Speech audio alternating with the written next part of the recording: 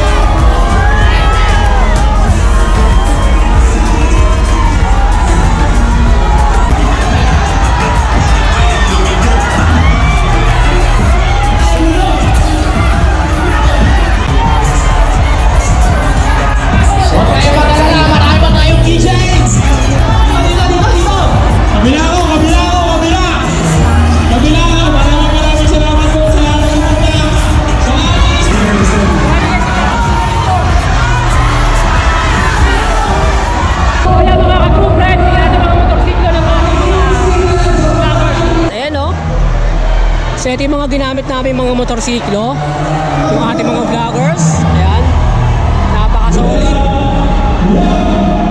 Ito yung motorsiklo natin, oh. Diba? Yes. Ayan. So dito kami nag-park. Ayan, napakaganda, diba? Alright, ito yung kay Jay Katagumpay.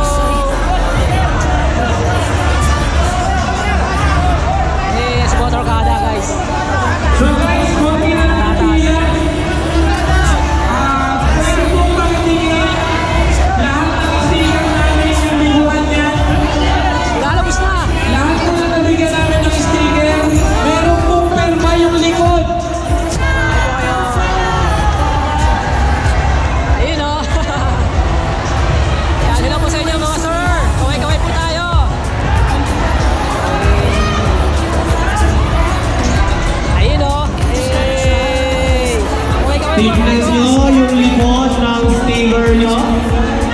At baka kayong nagwagi. Lahat ng may marka, pumunta kayo sa unahan. Sa may unahan? Yes, sir. Sure. Ayan, napakarami pa guys. Ito pa sila. Sila Hammerman. I feel nauseous, believe me. Never had a lot of shit come easy. Had to work hard, struggle just to be me. Had to rise up just so they could see me. Did what I had to do just to feed me. And what was left over I put towards my dreaming. But the only thing in life that has meaning are the things you gotta work for, believe me.